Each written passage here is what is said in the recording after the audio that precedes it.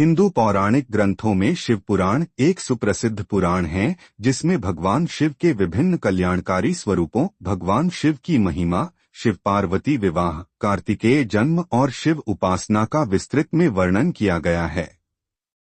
भगवान शिव की लीलाओं एवं कथाओं के अतिरिक्त इस पुराण में विभिन्न प्रकार की पूजा पद्धतियों और ज्ञानप्रद शिक्षाओं का उल्लेख भी किया गया है। वैसे तो यह माना जाता है कि मूल शिव महापुराण में श्लोकों की संख्या 1,00,000 थी, लेकिन महर्षि वेद व्यास जी ने इसको 24,000 श्लोकों में संक्षिप्त कर दिया। श्री शिव पुराण बटा शिव महापुराण एक ऐसा पुराण ग्रंथ है हिंदू धर्म में जो कि 18 पुराणों में से सबसे अधिक बार पढ़ा जाने वाला ग्रंथ है। श्री शिव पुराण पढ़ने का जो फल बताया गया है वेदों में और इस पवित्र ग्रंथ महापुराण में, उसे जिह्वा से बयान नहीं किया जा सकता। यह ग्रंथ हिंदू भगवान श्री सदाशिव जी महाराज और देवी बटा माता पार्वती के आसपास केंद्रित है। इसका उपदेश स्वयं भगवान श्री सदाशिव जी महाराज ने ही किया है। हम कलयुगी जीवों पर कृपा करके और हमें सही रास्ता बटा मार्ग दिखने के लिए, जिससे कि हम भगवान श्री सदाशिव जी महाराज के चरण कमलों में स्थान प्राप्त कर सकें। शिव पुराण में शिव के कल्याणकारी स्वरूप का तात्विक विवेचन, रहस्य, महिमा और उपासना का विस्तृत वर्णन है। यह संस्कृत भाषा में लिखी गई है। इसमें इन्हें पंचदेवों में प्रधान अनादि सिद्ध परमेश्वर के रूप में स्वीकार किया गया है। शिव महिमा, लीला कथाओं के अतिरिक्त इसमें पूजा पद्धति, अनेक ज्ञानप्रद आख्यान और शिक्षाप्रद कथाओं का सुंदर संयोजन है। इसमें भगवान शिव के भव्यतम व्यक्तित्व का गुणगान किया गया है। शिव जो स्वयंभू हैं, शाश्वत हैं, सर्वोच्च सत्ता है, विश्व चेतना है और ब्रह्मांडीय अस्तित्व के आधार हैं। सभी पुराणों में शिव पुराण को सर्वाधिक महत्वपूर्ण होने का दर्जा प्राप्त है। इसमें भगवान शिव के विविध रूपों, अवतारों, ज्योतिर्लिंगों, भक्तों और भक्ति का विशद वर्णन किया गया है। शिव पुराण का संबंध शैव मत से है। इस पुराण में प्रमुख रूप से शिव भक्ति और शिव महिमा का प्रचार प्रसार किया गया है। प्राय सभी पुराणों में शिव को त्याग, तपस्या, वात्सल्य तथा करुणा की मूर्ति बताया गया है। कहा गया है कि शिव सहज ही प्रसन्न हो जाने वाले एवं मनोवांछित फल देने वाले हैं। किंतु शिव पुराण में शिव के जीवन चरित्र 3 पर प्रकाश डालते हुए उनके रहन-सहन, विवाह और उनके पुत्रों की उत्पत्ति के विषय में विशेष रूप से बताया गया है। शिव पुराण एक प्रमुख तथा सुप्रसिद्ध पुराण है जिसमें परात्म पर परब्रह्म परमेश्वर के शिव कल्याणकारी स्वरूप का तात्विक विवेचन, रहस्य, महिमा एवं उपासना का सुविस्तृत वर्णन है। भगवान शिव मात्र पौराणिक देवता ही नहीं, अपितु वे पंचदेवों में प्रधान अनादि सिद्ध परमेश्वर हैं एवं निगमागम आदि सभी शास्त्रों में महिमामंडित महादेव हैं। वेदों ने इस परम तत्व को अव्यक्त, अजन्मा, सबका कारण, विश्वपंच का सृष्टा, पालक एवं संहारक कहकर उनका गुणगान किया है। श्रुतियों ने सदा शिव को स्वयंभू, शांत, प्रपंचातीत, परात्पर, परम तत्व, ईश्वरों के भी परम महेश्वर कहकर स्तुति की है। शिव का अर्थ ही है कल्याण स्वरूप और कल्याण प्रदाता। परमब्रह्म के इस कल्याण रूप की उपासना उच्च कोटि के सिद्धों, आत्मकल्याणकामी साधकों एवं सर्वसाधारण आस्तिक जनों सभी के लिए परम मंगलमय, परम कल्याणकारी, सर्वसिद्धिदायक और सर्वश्रेयस्कर है। शास्त्रों में उल्लेख मिलता है कि देव, दनुज, ऋषि, महर्षि, योगींद्र, मुनींद्र, सिद्ध, गंधर्व ही नहीं अपितु ब्रह्मा विष्णु तक इन महादेव की उपासना करते हैं। इस पुराण के अनुसार यह पुराण परम उत्तम शास्त्र है। इसे इस भूतल पर भगवान शिव का वाङ्मय स्वरूप समझना चाहिए और सब प्रकार से इसका सेवन करना चाहिए। इसका पठन और श्रवण सर्वसाधन रूप है। इससे शिव भक्ति पाकर श्रेष्ठतम स्थिति में पहुंचा हुआ मनुष्य शीघ्र ही शिवपद को प्राप्त कर लेता है। इसलिए संपूर्ण यत्न करके मनुष्यों ने इस पुराण को पढ़ने की इच्छा की है अथवा इसके अध्ययन को अभीष्ट साधन माना है।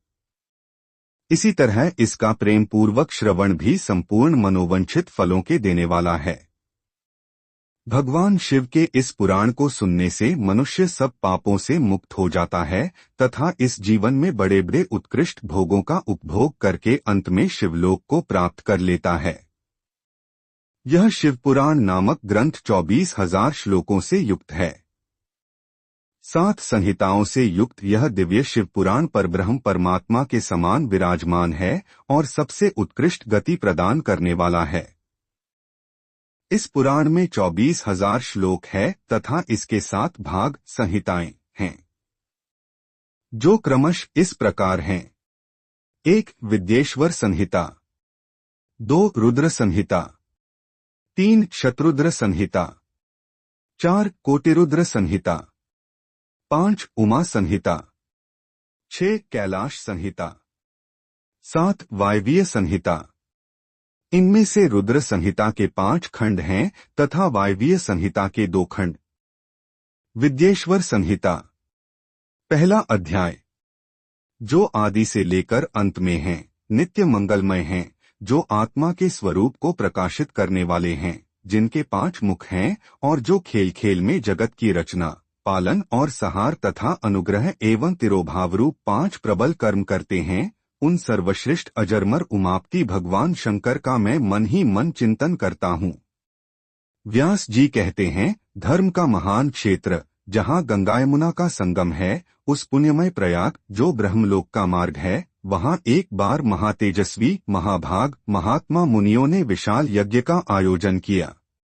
उस ज्ञान यज्ञ का समाचार सुनकर पौराणिक शिरोमणि व्यास जी के शिष्य सूत जी वहाँ मुनियों के दर्शन के लिए आए। सूत जी का सभी मुनियों ने विधिवत स्वागत व सत्कार किया तथा उनकी स्तुति करते हुए हाथ जोड़कर उनसे कहा, हे सर्वज्ञ विद्वान रोमहर्षण जी, आप बड़े भाग्यशाली हैं। आपने स्वयं व्यास जी के मुख से पुराण विद्या प्राप्त की है। आप आश्चर्य स्वरूप कथाओं का भंडार हैं। आप भूत भविष्य और वर्तमान के ज्ञाता हैं। हमारा सौभाग्य है कि आपके दर्शन हुए। आपका यहाँ आना निरर्थक नहीं हो सकता। आप कल्याणकारी हैं। उत्तम बुद्धि वाले सूत जी, यदि आपका अनुग्रह हो तो गोपनीय होने पर भी आप शुभाशुभ तत्व का वर्णन करें, जिससे हमारी तृप्ति नहीं होती और उसे सुनने की हमारी इच्छा ऐसे ही रहती है। कृपा कर उस विषय का वर्णन करें। घोर कलियुग आने पर मनुष्य पुण्यकर्म से दूर होकर दुराचार में फंस जाएंगे। दूसरों की बुराई करेंगे, पराई स्त्रियों के प्रति आसक्त होंगे, हिंसा करेंगे, मूर्ख, नास्तिक और पशुबुद्धि हो जाएंगे। सूत जी, कलियुग में वेद प्रतिपादित वर्ण आश्रम व्यवस्था नष्ट हो जाएगी। प्रत्येक वर्ण और आश्रम में रहने वाले अपने अपने धर्मों के आचरण का परित्याग कर विपरीत आचरण करने में सुख प्राप्त करेंगे। इस सामाजिक वर्ण संकरता से लोगों का पतन होगा। परिवार टूट जाएंगे, समाज बिखर जाएगा। प्राकृतिक आपदाओं से जगह जगह लोगों की मृत्यु होगी। धन का क्षय होगा। स्वार्थ और लोभ की प्रवृत्ति बढ़ जाएगी। ब्राह्मण लोभी हो जाएंगे और वेद बेचकर धन प्राप्त करेंगे। मद से मोहित होकर दूसरों को ठगेंगे, पूजा पाठ नहीं करेंगे और ब्रह्म ज्ञान से शून्य होंगे। क्षत्रिय अपने धर्म को त्याग कर कुसंगी, पापी और व्यभिचारी हो जाएंगे। शौर्य से रहित हो वे शूद्रों जैसा व्यवहार करेंगे और काम के अधीन हो जाएंगे। वैश्य धर्म से विमुख हो संस्कार भ्रष्ट होकर कुमार्गी, धनोपार्जन परायण होकर नापतौल में ध्यान लगाएंगे। शूद्र अपना धर्म कर्म छोड़कर अच्छी वेशभूषा से सुशोभित हो व्यर्थ घूमेंगे। वे कुटिल और ईर्ष्यालु होकर अपने धर्म के प्रतिकूल हो जाएंगे, कुकर्मी और वाद विवाद करने वाले होंगे। वे स्वयं को कुलीन मानकर सभी धर्मों और वर्णों में विवाह करेंगे। स्त्रियां सदाचार से विमुख हो जाएंगी। वे अपने पति का अपमान करेंगी और सास-ससुर से लड़ेंगी। मलिन भोजन करेंगी। उनका शील स्वभाव बहुत बुरा होगा। सूत जी, इस तरह जिनकी बुद्धि नष्ट हो गई है और जिन्होंने अपने धर्म का त्याग कर दिया है, ऐसे लोग लोक परलोक में उत्तम गति कैसे प्राप्त करेंगे? इस चिंता से हम सभी व्याकुल हैं।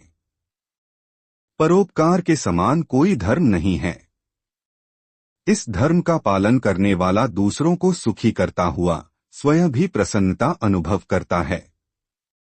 यह भावना यदि निष्काम हो तो कर्ता का हृदय शुद्ध करते हुए उसे परमति प्रदान करती है।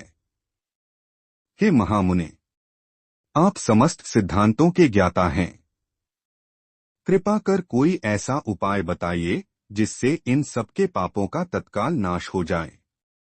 व्यास जी कहते हैं, उन श्रेष्ठ मुनियों की यह बात सुनकर सूत जी मन ही मन परम श्रेष्ठ भगवान शंकर का स्मरण करके उनसे इस प्रकार बोले। विद्येश्वर संहिता, दूसरा अध्याय। शिव पुराण का परिचय और महिमा। सूत जी कहते हैं, साधु महात्माओं, आपने बहुत अच्छी बात पूछी है। यह प्रश्न तीनों लोकों का हित करने वाला है। आप लोगों के स्नेहपूर्ण आग्रह पर गुरुदेव व्यास का स्मरण कर मैं समस्त पापराशियों से उद्धार करने वाले शिव पुराण की अमृत कथा का वर्णन कर रहा हूँ। ये वेदांत का सार सर्वस्व है। यही परलोक में परमार्थ को देने वाला है तथा दुष्टों का विनाश करने वाला है। इसमें भगवान शिव के उत्तम यश का वर्णन है। धर्म, अर्थ, काम और मोक्ष आदि पुरुषार्थों को देने वाला पुराण अपने प्रभाव की दृष्टि से वृद्धि तथा विस्तार को प्राप्त हो रहा है। शिव पुराण अध्ययन से कलियुग के सभी पापों में लिप्त जीव उत्तम गति को प्राप्त होंगे। इसके उदय से ही कलियुग का उत्पात शांत हो जाएगा। शिव पुराण को वेद तुल्य माना जाएगा। इसका प्रवचन सर्वप्रथम भगवान शिव ने ही किया था। इस पुराण के 12 खंड या भेद हैं। ये 12 संहिताएं हैं। 1 विद्येश्वर संहिता, 2 रुद्र संहिता, 3 विनायक संहिता, 4 उमा संहिता, 5 सहस्रकोटिरुद्र संहिता, 6 एकादशरुद्र संहिता, 7 कैलाश संहिता, 8 शत्रुद्र संहिता, 9 कोटिरुद्र संहिता, 10 मातृ संहिता, 11 वायवीय संहिता तथा 12 धर्म संहिता। विद्येश्वर संहिता में 10,000 श्लोक हैं। रुद्र संहिता, विनायक संहिता, उमा संहिता और मातृ संहिता प्रत्येक में 8,000 श्लोक हैं। एकादश रुद्र संहिता में 13,000, कैलाश संहिता में 6,000, शत्रुद्र संहिता में 3,000, कोटिरुद्र संहिता में 9,000, सहस्रकोटिरुद्र संहिता में 11,000, वायवीय संहिता में 4,000 तथा धर्म संहिता में 12,000 श्लोक हैं। मूल शिव पुराण में कुल 1,00,000 श्लोक हैं, परंतु व्यास जी ने इसे 24,000 श्लोकों में संक्षिप्त कर दिया है। पुराणों की क्रम संख्या में शिव पुराण का चौथा स्थान है, जिसमें 7 संहिताएं हैं। पूर्व काल में भगवान शिव ने 100 करोड़ श्लोकों का पुराण ग्रंथ ग्रंथित किया था। सृष्टि के आरंभ में निर्मित यह पुराण साहित्य अधिक विस्तृत था। द्वापर युग में द्वैपायन आदि महर्षियों ने पुराण को 18 भागों में विभाजित कर 4,00,000 श्लोकों में इसको संक्षिप्त कर दिया। इसके उपरांत व्यास जी ने 24,000 श्लोकों में इसका प्रतिपादन किया।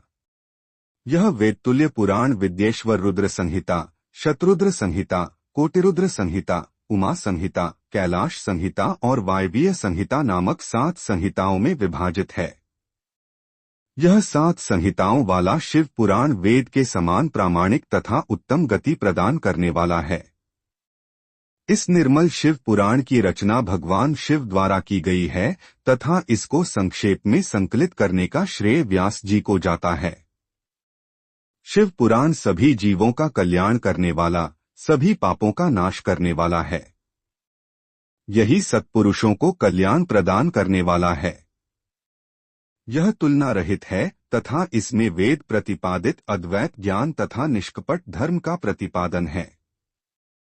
शिव पुराण श्रेष्ठ मंत्र समूहों का संकलन है तथा यही सभी के लिए शिवधाम की प्राप्ति का साधन है। समस्त पुराणों में सर्वश्रेष्ठ शिव पुराण ईर्ष्या रहित अंतःकरण वाले विद्वानों के लिए जानने की वस्तु है। इसमें परमात्मा का गान किया गया है। इस अमृतमयी शिव पुराण को आदर से पढ़ने और सुनने वाला मनुष्य भगवान शिव का प्रिय होकर परम गति को प्राप्त कर लेता है। विद्येश्वर संहिता, तीसरा अध्याय। श्रवण, कीर्तन और मनन साधनों की श्रेष्ठता। व्यास जी कहते हैं, सूत जी के वचनों को सुनकर सभी महर्षि बोले, भगवान आप वेदतुल्य, अद्भुत एवं पुण्यमयी शिव पुराण की कथा सुनाइए। सूत जी ने कहा, हे महर्षिगण, आप कल्याणमय भगवान शिव का स्मरण करके वेद के सार से प्रकट शिव पुराण की अमृत कथा सुनिए। शिव पुराण में भक्ति, ज्ञान और वैराग्य का गान किया गया है। जब सृष्टि आरंभ हुई तो 6 कुलों के महर्षि आपस में वाद विवाद करने लगे कि अमुक वस्तु उत्कृष्ट है, अमुक नहीं।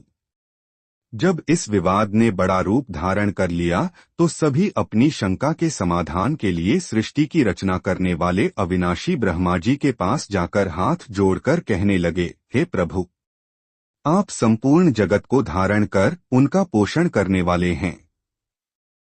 प्रभु, हम जानना चाहते हैं कि संपूर्ण तत्वों से परे परात्पर पुराण पुरुष कौन हैं?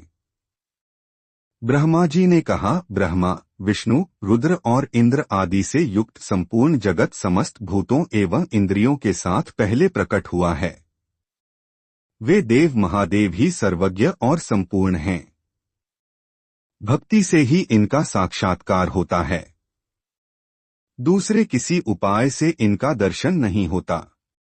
भगवान शिव में अटूट भक्ति मनुष्य को संसार बंधन से मुक्ति दिलाती है। भक्ति से उन्हें देवता का कृपा प्रसाद प्राप्त होता है। जैसे अंकुर से बीज और बीज से अंकुर पैदा होता है। भगवान शंकर का कृपा प्रसाद प्राप्त करने के लिए आप सब ब्रह्मर्षि धरती पर सहस्रों वर्षों तक चलने वाले विशाल यज्ञ करो। यज्ञपति भगवान शिव की कृपा से ही विद्या के सार तत्व साध्य साधन का ज्ञान प्राप्त होता है।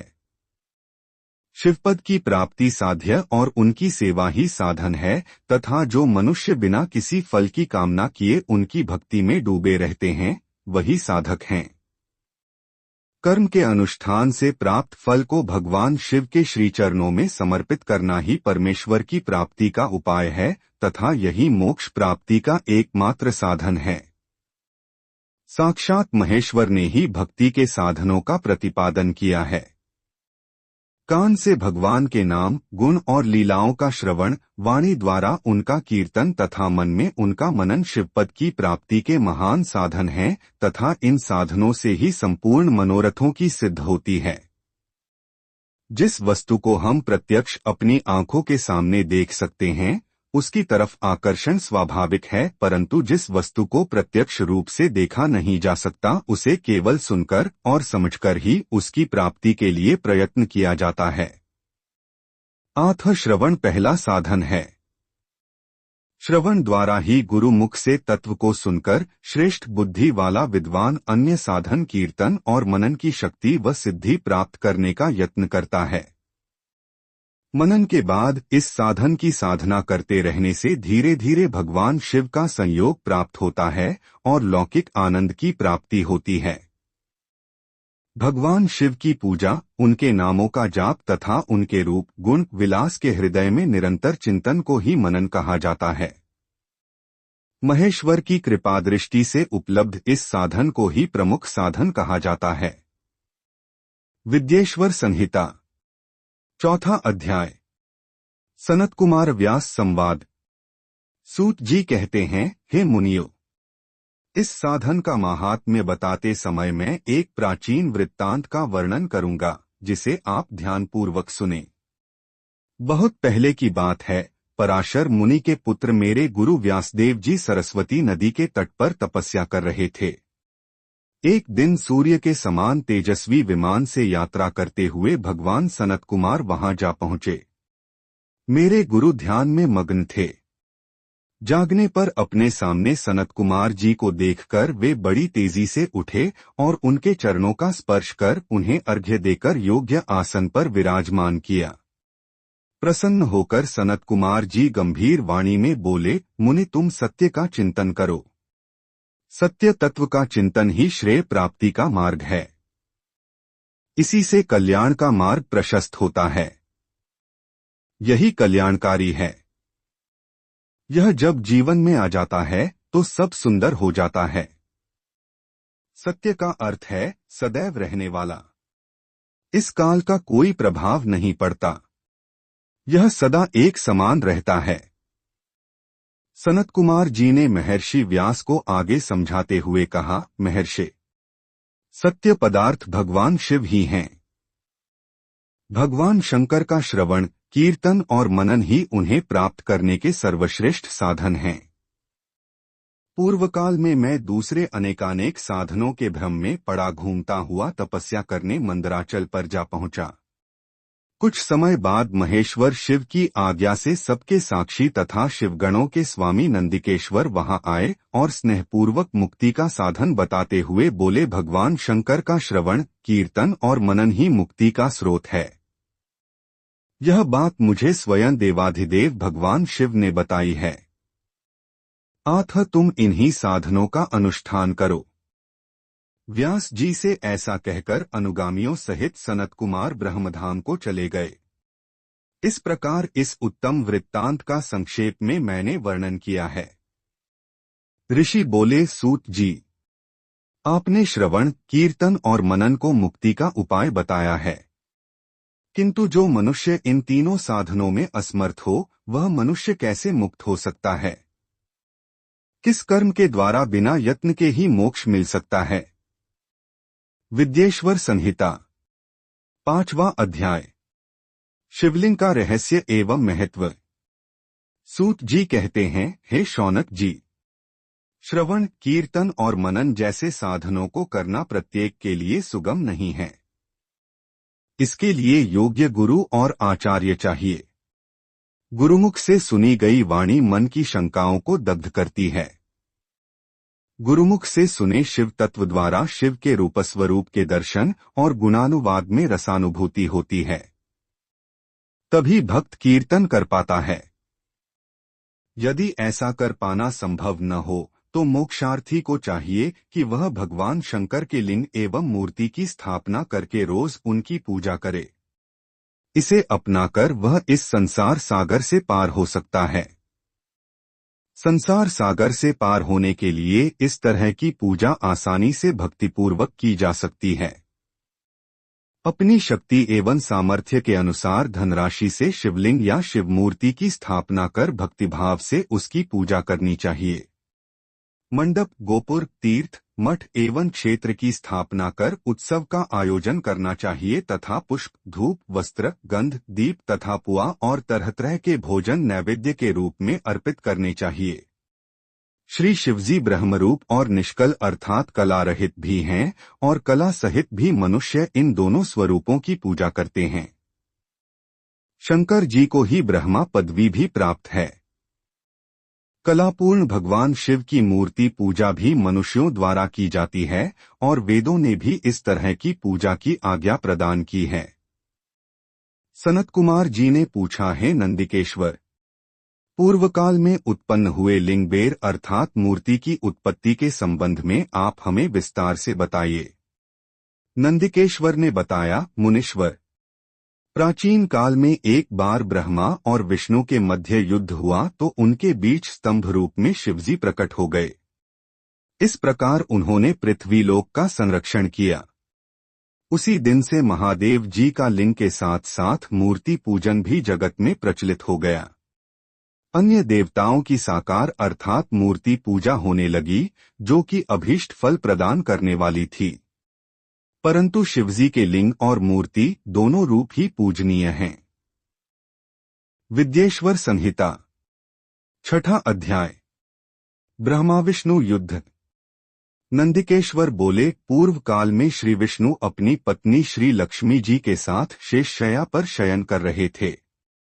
तब एक बार ब्रह्मा जी वहां पहुंचे और विष्णु जी को पुत्र कहकर पुकारने लगे, पुत्र उठो, मैं तुम्हारा ईश्वर तुम्हारे सामने खड़ा हूं। यह सुनकर विष्णु जी को क्रोध आ गया।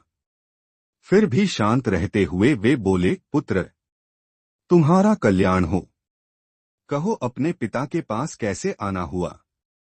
यह सुनकर ब्रह्मा जी कहने लगे, मैं तुम्हारा रक्षक हूँ, सारे जगत का पितामह हूँ, सारा जगत मुझ में निवास करता है। तू मेरी नाभि कमल से प्रकट होकर मुझसे ऐसी बातें कर रहा है। इस प्रकार दोनों में विवाद होने लगा। तब वे दोनों अपने को प्रभु कहते कहते एक दूसरे का वध करने को तैयार हो गए। हंस और गरुड़ पर बैठे दोनों परस्पर युद्ध करने लगे। ब्रह्मा जी के वक्षस्थल में विष्णु जी ने अनेकों अस्त्रों का प्रहार करके उन्हें व्याकुल कर दिया। इससे कुपित हो ब्रह्मा जी ने भी पलटकर भयानक प्रहार किए। उनके पारस्परिक आघातों से देवताओं में हलचल मच गई। वे घबराए और त्रिशूलधारी भगवान शिव के पास गए और उन्हें सारी व्यथा सुनाई। भगवान शिव अपनी सभा में उमा देवी सहित सिंहासन पर विराजमान थे और मंद मंद मुस्करा रहे थे। विद्येश्वर संहिता 7वां अध्याय। शिव निर्णय। महादेव जी बोले, पुत्रों, मैं जानता हूं कि तुम ब्रह्मा और विष्णु के परस्पर युद्ध से बहुत दुखी हो। तुम डरो मत, मैं अपने गणों के साथ तुम्हारे साथ चलता हूं। तब भगवान शिव अपने नंदी पर आरूढ़ हो देवताओं सहित युद्धस्थल की ओर चल दिए। वहां छिपकर वे ब्रह्मा विष्णु के युद्ध को देखने लगे। उन्हें जब यह ज्ञात हुआ कि वे दोनों एक दूसरे को मारने की इच्छा से माहेश्वर और पाशुपात अस्त्रों का प्रयोग करने जा रहे हैं, तो वे युद्ध को शांत करने के लिए महाअग्नि के तुल्य एक स्तंभ रूप में ब्रह्मा और विष्णु के मध्य खड़े हो गए। महाअग्नि के प्रकट होते ही दोनों के अस्त्र स्वयं ही शांत हो गए। अस्त्रों को शांत होते देखकर ब्रह्मा और विष्णु दोनों कहने लगे कि इस अग्नि स्वरूप स्तंभ के बारे में हमें जानकारी करनी चाहिए। दोनों ने उसकी परीक्षा लेने का निर्णय लिया। भगवान विष्णु ने शूकर रूप धारण किया और उसको देखने के लिए नीचे धरती में चल दिए। ब्रह्मा जी हंस का रूप धारण करके ऊपर की ओर चल दिए। पाताल में बहुत नीचे जाने पर भी विष्णु जी को स्तंभ का अंत नहीं मिला। अथ वे वापस चले आए। ब्रह्मा जी ने आकाश में जाकर केतकी का फूल देखा। वे उस फूल को लेकर विष्णु जी के पास गए। विष्णु ने उनके चरण पकड़ लिए। ब्रह्मा जी के छल को देखकर भगवान शिव प्रकट हुए। विष्णु जी की महानता से शिव प्रसन्न होकर बोले, हे विष्णु जी, आप सत्य बोलते हैं। अथ मैं आपको अपनी समानता का अधिकार देता हूं। विद्येश्वर संहिता 8वां अध्याय। ब्रह्मा का अभिमान भंग। नंदिकेश्वर बोले, महादेव जी ब्रह्मा जी के छल पर अत्यंत क्रोधित हुए। उन्होंने अपने त्रिनेत्र तीसरी आंख से भैरव को प्रकट किया और उन्हें आज्ञा दी कि वह तलवार से ब्रह्मा जी को दंड दें। आज्ञा पाते ही भैरव ने ब्रह्मा जी के बाल पकड़ लिए और उनका 5वां सिर काट दिया। ब्रह्मा जी डर के मारे कांपने लगे। उन्होंने भैरव के चरण पकड़ लिए तथा क्षमा मांगने लगे। इसे देखकर श्री विष्णु ने भगवान शिव से प्रार्थना की कि आपकी कृपा से ही ब्रह्मा जी को 5वां सिर मिला था। अथ आप इन्हें क्षमा कर दें। तब शिवजी की आज्ञा पाकर ब्रह्मा को भैरव ने छोड़ दिया। शिवजी ने कहा, तुमने प्रतिष्ठा और ईश्वरत्व को दिखाने के लिए छल किया है, इसलिए मैं तुम्हें शाप देता हूं कि तुम सत्कार, स्थान व उत्सव से विहीन रहोगे। ब्रह्मा जी को अपनी गलती का पछतावा हो चुका था। उन्होंने भगवान शिव के चरण पकड़कर क्षमा मांगी और निवेदन किया कि वे उनका 5वां सिर पुनः प्रदान करें। महादेव जी ने कहा, जगत की स्थिति को बिगड़ने से बचाने के लिए पापी को दंड अवश्य देना चाहिए ताकि लोक मर्यादा बनी रहे। मैं तुम्हें वरदान देता हूं कि तुम गणों के आचार्य कहलाओगे और तुम्हारे बिना यज्ञ पूर्ण न होंगे। फिर उन्होंने केतकी के पुष्प से कहा, अरे दुष्ट केतकी पुष्प, अब मेरी पूजा के अयोग्य रहोगे। तब केतकी पुष्प बहुत दुखी हुआ और उनके चरणों में गिरकर माफी मांगने लगा। तब महादेव जी ने कहा, मेरा वचन तो झूठा नहीं हो सकता, इसलिए तू मेरे भक्तों के योग्य होगा। इस प्रकार तेरा जन्म सफल हो जाएगा। विद्येश्वर संहिता 9वां अध्याय। लिंग पूजन का महत्व। नंदिकेश्वर कहते हैं, ब्रह्मा और विष्णु भगवान शिव को प्रणाम कर चुपचाप उनके दाएं बाएं भाग में खड़े हो गए। उन्होंने पूजनीय महादेव जी को श्रेष्ठ आसन पर बैठाकर पवित्र वस्तुओं से उनका पूजन किया। दीर्घकाल तक स्थिर रहने वाली वस्तुओं को पुष्प वस्तु तथा अल्पकाल तक टिकने वाली वस्तुओं को प्राकृत वस्तु कहते हैं। हार, नूपुर, कियूर, किरीट, मणिमय कुंडल, यज्ञोपवीत, उत्तरीय वस्त्र, पुष्पमाला, रेशमी वस्त्र, हार, मुद्रिका, पुष्प, तांबूल, कपूर, चंदन एवं अगरू का अनुलेप, धूप, दीप, श्वेत छत्र, व्यंजन, ध्वजा, चंबर तथा अनेक दिव्य उपहारों द्वारा, जिनका वैभव वाणी और मन की पहुंच से परे था, जो केवल परमात्मा के योग्य थे, उनसे ब्रह्मा और विष्णु ने अपने स्वामी महेश्वर का पूजन किया।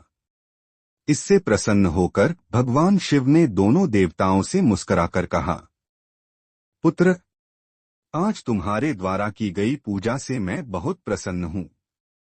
इसी कारण यह दिन परम पवित्र और महान होगा। यह तिथि शिवरात्रि के नाम से प्रसिद्ध होगी और मुझे परम प्रिय होगी। इस दिन जो मनुष्य मेरे लिंग अर्थात निराकार रूप की या मेरी मूर्ति अर्थात साकार रूप की दिन रात निराहार रहकर अपनी शक्ति के अनुसार निश्चल भाव से यथोचित पूजा करेगा, वह मेरा परम प्रिय भक्त होगा। पूरे वर्ष भर निरंतर मेरी पूजा करने पर जो फल मिलता है, वह फल शिवरात्रि को मेरा पूजन करके मनुष्य तत्काल प्राप्त कर लेता है। जैसे पूर्ण चंद्रमा का उदय समुद्र की वृद्धि का अवसर है, उसी प्रकार शिवरात्रि की तिथि मेरे धर्म की वृद्धि का समय है। इस तिथि को मेरी स्थापना का मंगलमय उत्सव होना चाहिए। मैं मार्गशीर्ष मास में आर्द्रा नक्षत्र से युक्त पूर्णमासी या प्रतिपदा को ज्योतिर्मय स्तंभ के रूप में प्रकट हुआ था। इस दिन जो भी मनुष्य पार्वती सहित मेरा दर्शन करता है अथवा मेरी मूर्ति या लिंग की झांकी निकालता है, वह मेरे लिए कार्तिकेय से भी अधिक प्रिय है। इस शुभ दिन मेरे दर्शन मात्र से पूरा फल प्राप्त होता है। यदि दर्शन के साथ मेरा पूजन भी किया जाए तो इतना अधिक फल प्राप्त होता है कि वाणी द्वारा उसका वर्णन नहीं किया जा सकता। लिंग रूप में प्रकट होकर मैं बहुत बड़ा हो गया था। आठ लिंग के कारण यह भूतल लिंग स्थान के नाम से प्रसिद्ध हुआ। जगत के लोग इसका दर्शन और पूजन कर सकें, इसके लिए यह अनादि और अनंत ज्योति स्तंभ अथवा ज्योतिर्मय लिंग अत्यंत छोटा हो जाएगा। यह लिंग सब प्रकार के भोग सुलभ कराने वाला तथा भोग और मोक्ष का एकमात्र साधन है। इसका दर्शन, स्पर्श और ध्यान प्राणियों को जन्म और मृत्यु के कष्ट से छुड़ाने वाला है। शिवलिंग के यहाँ प्रकट होने के कारण यह स्थान अरुणाचल नाम से प्रसिद्ध होगा तथा यहाँ बड़े बड़े तीर्थ प्रकट होंगे। इस स्थान पर रहने या मरने से जीवों को मोक्ष प्राप्त होगा। मेरे दो रूप हैं, साकार और निराकार। पहले मैं स्तंभ रूप में प्रकट हुआ, फिर अपने साक्षात रूप में। ब्रह्म भाव मेरा निराकार रूप है तथा महेश्वर भाव मेरा साक्षात रूप है। ये दोनों ही मेरे सिद्ध रूप हैं। मैं ही परब्रह्म परमात्मा हूँ। जीवों पर अनुग्रह करना मेरा कार्य है। मैं जगत की वृद्धि करने वाला होने के कारण ब्रह्मा कहलाता हूँ। सर्वत्र स्थित होने के कारण मैं ही सबकी आत्मा हूँ। सर्ग से लेकर अनुग्रह तक जो जगत संबंधी 5 कृत्य हैं, वे सदा ही मेरे हैं। मेरी ब्रह्मरूपता का बोध कराने के लिए पहले लिंग प्रकट हुआ, फिर अज्ञात ईश्वरत्व का साक्षात्कार कराने के लिए मैं जगदीश्वर रूप में प्रकट हो गया। मेरा सकल रूप मेरे ईशत्व का और निष्कल रूप मेरे ब्रह्मस्वरूप का बोध कराता है। मेरा लिंग मेरा स्वरूप है और मेरे सामीप्य की प्राप्ति कराने वाला है। मेरे लिंग की स्थापना करने वाले मेरे उपासक को मेरी समानता की प्राप्ति हो जाती है तथा मेरे साथ एकत्व का अनुभव करता हुआ संसार सागर से मुक्त हो जाता है। वह जीते जी परमानंद की अनुभूति करता हुआ शरीर का त्याग कर शिवलोक को प्राप्त होता है, अर्थात मेरा ही स्वरूप हो जाता है। मूर्ति की स्थापना लिंग की अपेक्षा गौण है। यह उन भक्तों के लिए है जो शिवतत्व के अनुशीलन में सक्षम नहीं हैं। विद्येश्वर संहिता 10वां अध्याय। प्रणव एवं पंचाक्षर मंत्र की महत्ता। ब्रह्मा और विष्णु ने पूछा, प्रभो, सृष्टि आदि 5 कृत्यों के लक्षण क्या हैं? यह हम दोनों को बताइए। भगवान शिव बोले, मेरे कर्तव्यों को समझना अत्यंत गहन है, तथापि मैं कृपापूर्वक तुम्हें बता रहा हूँ। सृष्टि, पालन, संहार, तिरोभाव और अनुग्रह मेरे जगत संबंधी 5 कार्य हैं जो नित्य सिद्ध हैं। संसार की रचना का आरंभ सृष्टि कहलाता है। मुझसे पालित होकर सृष्टि का सुस्थिर रहना उसका पालन है। उसका विनाश ही संहार है। प्राणों के उत्क्रमण को तिरोभाव कहते हैं। इन सब से छुटकारा मिल जाना ही मेरा अनुग्रह अर्थात मोक्ष है। ये मेरे 5 कृत्य हैं। सृष्टि आदि 4 कृत्य संसार का विस्तार करने वाले हैं। 5वां कृत्य मोक्ष का है। मेरे भक्तजन इन 5 कार्यों को 5 भूतों में देखते हैं। सृष्टि धरती पर, स्थिति जल में, संहार अग्नि में, तिरोभाव वायु में और अनुग्रह आकाश में स्थित है।